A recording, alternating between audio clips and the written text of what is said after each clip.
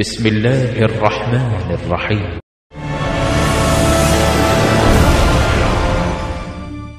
ألف لام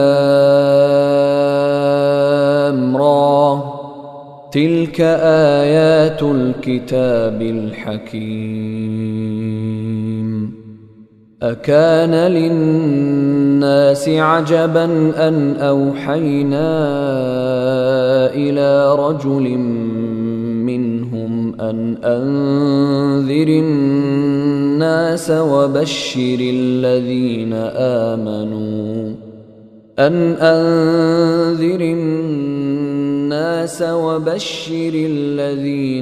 آمنوا السلام عليكم ورحمة الله. الحمد لله الواحد القهار والعزيز الجبار والرحيم الغفار غافر الذنب وقابل التوب، والصلاة والسلام على من أرسله الله كافة للناس بالتبشير والإنذار، وعلى أصحابه الأصفياء الأخيار ما دامت السماوات والأرض وما تعاقبت الظلمات والأنوار.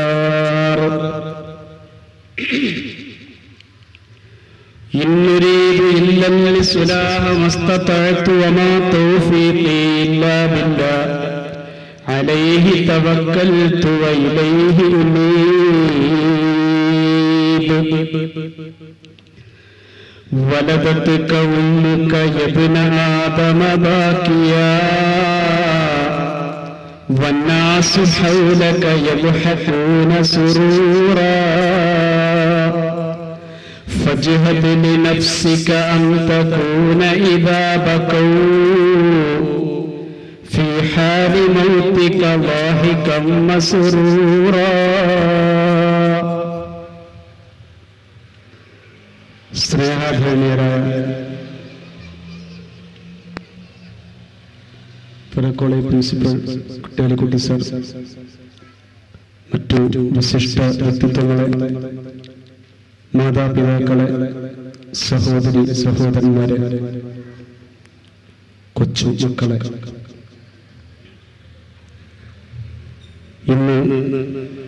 ഇന്നലെയുമായി ഇവിടെ നടക്കുന്ന ദീനിയായ ചർച്ചകളുടെയും പഠനപ്രദമായ പ്രഭാഷണങ്ങളുടെയും പരിസമാപ്തിയെക്കുറിച്ചുകൊണ്ട് അന്ത്യദിനവുമായി ബന്ധപ്പെട്ട ഏതാനും കാര്യം നിങ്ങളുടെ മുമ്പാകെ പറയാൻ വേണ്ടി എഴുന്നേറ്റ് നിന്നിരിക്കുകയാണ്. ഈ 2 ദിവസത്തെ ആത്മാർത്ഥമായ നമ്മുടെ ഇരിപ്പും കേൾവിയും സദുദ്ദേശവും അല്ലാഹു ആഖിറത്തിലേക്കുള്ള സന്തോഷമാക്കി തീർക്കുമാറാവട്ടെ.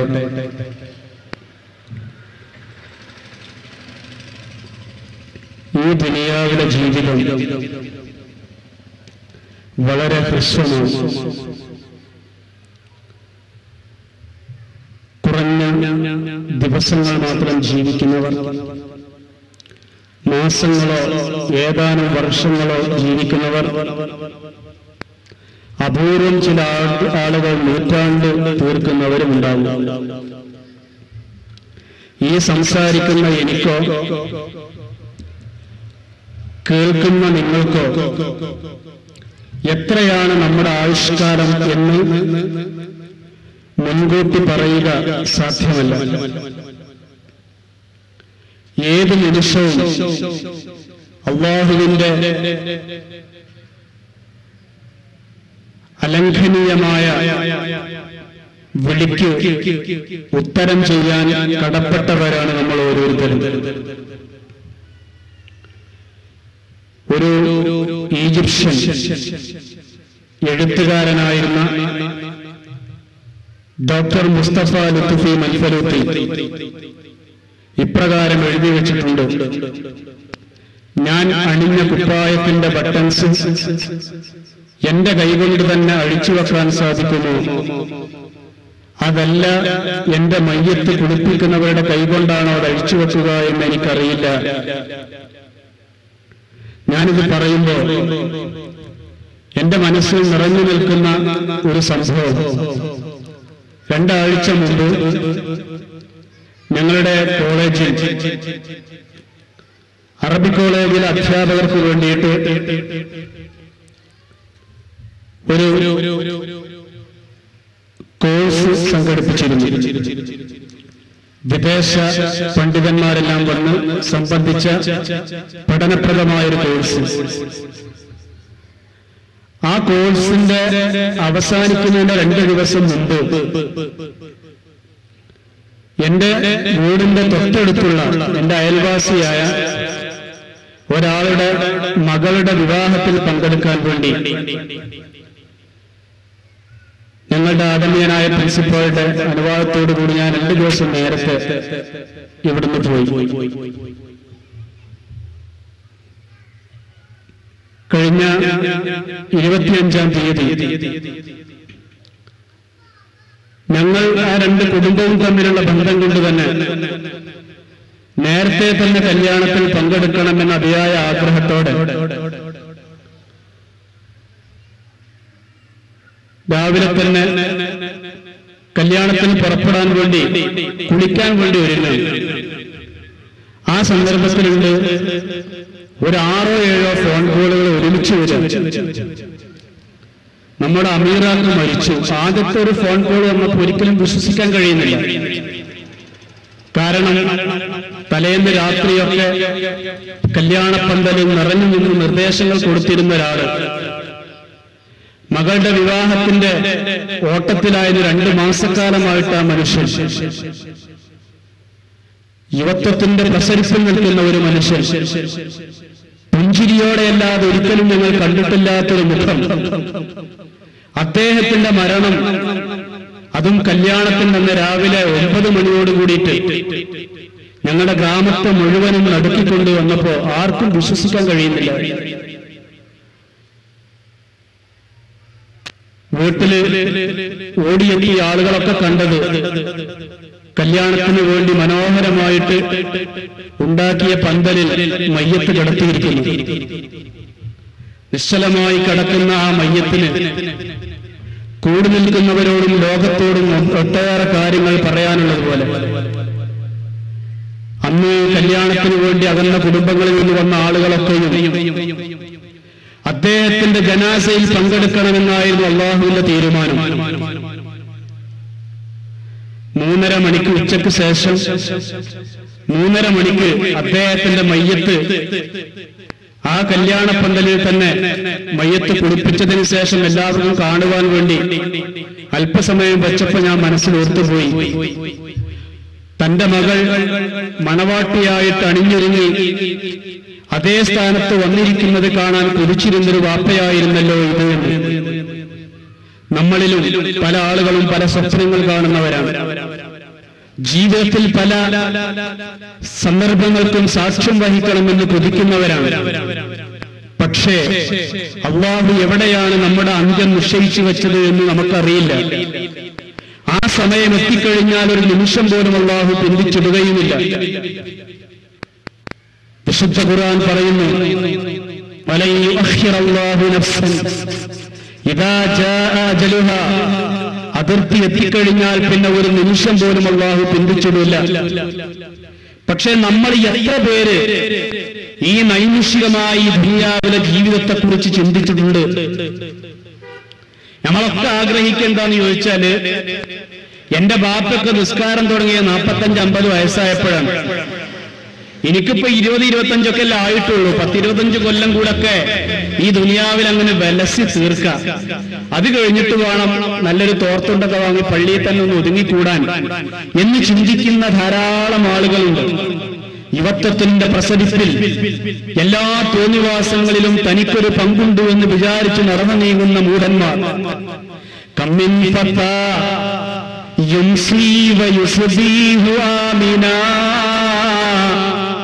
വഖദ് നുസിജത് അക്ഫാനുഹു വഹുവ ലാ യദ്രീ.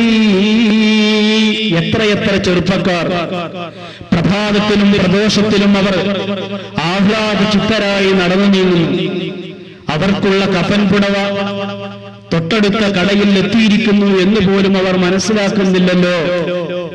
ഒരുപക്ഷെ എനിക്കോ ഈ സംസാരം കേൾക്കുന്ന നമ്മുടെ തൊട്ടടുത്ത തുണിഷാപ്പിൽ ഈ ആഴ്ചയിൽ വന്ന തുണിക്കെട്ടിൽ നമ്മുടെ കഫൻ പുടവകൾ എത്തിയിട്ടുണ്ടാകും. നമ്മുടെ സങ്കല്പങ്ങളും പ്രതീക്ഷകളും ഇനിയും എത്രയോ കാലം ജീവിക്കണം എന്നാണെങ്കിലും അതിനുള്ള ഭൗതികമായ കണ്ടുപിടുത്തങ്ങളും ശാസ്ത്രീയ നിഗമനങ്ങളും വർഷങ്ങളോളം ജീവിക്കുവാൻ നമുക്ക് സർട്ടിഫൈ ചെയ്തിട്ടുണ്ടെങ്കിലും അല്ലാഹുവിന്റെ തീരുമാനം വന്നാൽ ഒരു നിമിഷം പോലും പിന്തിച്ചിടില്ല. ഒരു 6-7 മാസം മുമ്പ് കോഴിക്കോട് ഇടിയങ്ങരയിലെ ഒരു ചെറുപ്പക്കാരൻ വിദേശത്തുനിന്ന് വന്നു. വിദേശത്ത് വന്നാൽ അധിക ആളുകൾക്കും സാമ്പത്തിക ശേഷിക്കനുസരിച്ച് വലിയ ഹോസ്പിറ്റലുകൾ തെരഞ്ഞെടുത്ത് പോയിട്ടൊരു വോൾ ബോഡി ചെക്കപ്പ് നടത്തുക എന്നത് മുടക്കം വരാത്തൊരു ഗൾഫുകാരുടെ ഒരു സ്വഭാവമാണ്. ഈ ചെറുപ്പക്കാരനും വന്നതിന്റെ ഏതാനും ദിവസങ്ങൾ കഴിഞ്ഞപ്പോ കോഴിക്കോട്ടെ ഒരു പ്രമുഖമായ ഹോസ്പിറ്റലിൽ പോയി അവിടെ എന്തെല്ലാം മെഷീനറീസ് ഉണ്ടോ അത് മുഴുവനും ഉപയോഗപ്പെടുത്തിയിട്ട് ഒരു പരിശോധന നടത്തി. ആ ഹോസ്പിറ്റലിലെ എല്ലാ ടെക്നോളജിയും ഉപയോഗപ്പെടുത്തി. വൈകുന്നേര സമയത്ത് ഒരു വലിയ കെട്ട് തന്നെ അദ്ദേഹത്തിന് ലാബ് റിപ്പോർട്ടുകളും എക്സ്റേ സ്കാനിംഗ് റിപ്പോർട്ടുകളും ഒക്കെ ആയിട്ട് കയ്യിൽ ലഭിച്ചു. ഡോക്ടർ റൂമിലേക്ക് വിളിച്ചിട്ട് പറഞ്ഞു, 100% താങ്കൾ പെർഫെക്റ്റ് ആണ്. ഒരൊറ്റ ടെസ്റ്റിൽ പോലും അതിൽ കിഡ്നിയുടെ ടെസ്റ്റ് ഉണ്ട്, ലിവർ ടെസ്റ്റ് ഉണ്ട്, LFT ഉണ്ട്, ഹാർട്ടുമായി ബന്ധപ്പെട്ട ധാരാളം ടെസ്റ്റുകളുണ്ട്, ബ്ലഡിന്റെ 100 കണക്കിന് ടെസ്റ്റുകളുണ്ട്, യൂറിൻ ടെസ്റ്റുകളുണ്ട്. എല്ലാം നടത്തിയിട്ട് ഒരു കുഴപ്പവും താങ്കൾക്കില്ല. വേണമെങ്കിൽ നിങ്ങൾ എത്ര വാരി വലിച്ചു കഴിച്ചാലും 100 വയസ്സ് വരെയൊക്കെ ജീവിക്കാൻ നിങ്ങളുടെ ബോഡി ഫിറ്റാണ് എന്ന് പറഞ്ഞ് ഡോക്ടർ സന്തോഷിപ്പിച്ചു. അയാൾക്ക് 25,000 രൂപ ബില്ലടച്ചപ്പോ ഒരു 2,50,000 ആശ്വാസം. കാരണം തന്റെ ശരീരത്തിന് ഒരു കുഴപ്പമില്ല, എല്ലാം വളരെ ക്ലിയറാണ്. അന്ന് വൈകുന്നേരം രാത്രി വീട്ടിലെത്തിയിട്ട് വീട്ടുകാരുമായി സന്തോഷം പങ്കുവെച്ചു. 25,000 കൊടുത്തെങ്കിലും എന്തൊരു ആശ്വാസം, എല്ലാ ടെസ്റ്റും നടത്തിയിട്ട് എനിക്കൊരു കുഴപ്പമില്ല എന്ന് ആഹ്ലാദത്തോടു കൂടി പറയുകയും വീട്ടുകാരെല്ലാവരും സന്തോഷത്തിൽ പങ്കുചേരുകയും അന്ന് രാത്രി സ്പെഷ്യൽ ഫുഡായിട്ട് ആ സന്തോഷത്തിൽ എല്ലാവരും പങ്കെടുക്കുകയും ചെയ്തു. നേരം വെളുത്ത് എല്ലാ ടെസ്റ്റും കഴിഞ്ഞു വന്ന ഈ ചെറുപ്പക്കാരനെ വീട്ടുകാർ വന്ന് എത്ര ഉരുട്ടി വിളിച്ചിട്ടും അനങ്ങുന്നില്ല. അന്ന് രാത്രി ഉറക്കത്തിൽ അദ്ദേഹത്തിന് സൈലന്റ് അറ്റാക്ക് വന്ന് മരണപ്പെട്ടു പോയി. അദ്ദേഹത്തിന്റെ മോഡേൺ സയൻസിന്റെ എല്ലാ ഹാർട്ടുമായി ബന്ധപ്പെട്ട എല്ലാ പഠനങ്ങളിലും യാതൊരു കുഴപ്പമില്ല, അടുത്തൊന്നും മരണം പ്രതീക്ഷിക്കേണ്ടതില്ല. അദ്ദേഹത്തിന്റെ ശരീരത്തിൽ കൊളസ്ട്രോൾ തീരല്ല, എന്നുവെച്ചാൽ അപകടകരമായ കൊളസ്ട്രോൾ ഒന്നുമില്ല, ആരോഗ്യകരമായ കൊളസ്ട്രോൾ HDL ആവശ്യത്തിനുണ്ട്. ഇങ്ങനെ എല്ലാ ടെസ്റ്റും നടത്തിയിട്ട് ഒരു കുഴപ്പം വരാൻ സാധ്യതയില്ലാത്ത ഈ മനുഷ്യന് അല്ലാഹു നിശ്ചയിച്ചത് ഈ റിസൾട്ട് എല്ലാം കൊണ്ടുവന്നു വെച്ച അന്ന് രാത്രി ഈ ലോകത്തോട് വിട പറയണമെന്ന് അല്ലാഹുവിന്റെ തീരുമാനമാണ്. കുറെ വർഷങ്ങൾക്ക് മുമ്പ് സൗദി അറേബ്യയിലെ ഒരു ചെറുപ്പക്കാരൻ, മെലിഞ്ഞു നീണ്ടൊരു മനുഷ്യൻ, ഹറമിനോട് ചേർന്നാണ് വീട് മക്കയിൽ. അദ്ദേഹം ഹറമിൽ